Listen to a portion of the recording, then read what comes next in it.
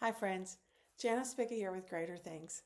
And I had this funny little flop that happened today that I wanted to share with you, and then the Lord uses it like He always does.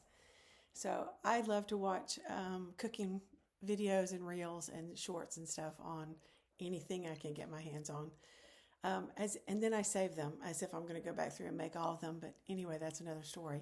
So today I was trying a combination of recipes, things that I could remember, things that sounded good, and blah, blah, blah. So I made this dish, got it all ready. Chuck and I are getting ready to have lunch. Pull it out, put it in the bowl, and it looks amazing. It did not taste amazing. Let me just say that we had Chick-fil-A for lunch today, just to cut to the end of the video. But here's the thing that I was talking to Chuck about. I said, I'm either a great cook or we're eating at Chick-fil-A or some other pizza, some other quick fill in, something, something. And he said, you're a good cook most of the time. And I said, I am when I have the right ingredients, the right intention, and the right attention. The right ingredients, the right intention, and the right attention. And I just felt that deep, deep, deep in my heart about how are we living our lives? Are we gathering the right ingredients?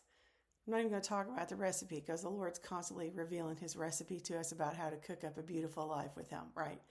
But having the right ingredients and having the right intention and having the right attention to it, because I was making pesto, I'm cleaning, I'm thinking about something else. I cut my finger. My attention was kind of all over the place. And I had a good idea, but I hadn't actually sat down, even though I had gathered ingredients that could have been good in the right hands. I hadn't gathered the other two elements of intention and attention. And as silly as this is, it just keeps coming back to me about how we live our life with God. Are you gathering the right ingredients of what you're dwelling on, what you're meditating on, what you're worshiping, what you're thinking about Him and what He's thinking about you? Two different things. And is your intention to live a prosperous life like the wise men and women in the Proverbs? And is your attention on what He's constantly doing all around? And that really cooks up a delicious meal, something that has a beautiful aroma that you actually want to partake in instead of going, this is not it. So crazy, but just take those three things back to the Lord: ingredients, intention, attention, and let Him ask you about your cooking and see what you need to maybe improve. That's what I'm doing. Have fun with that.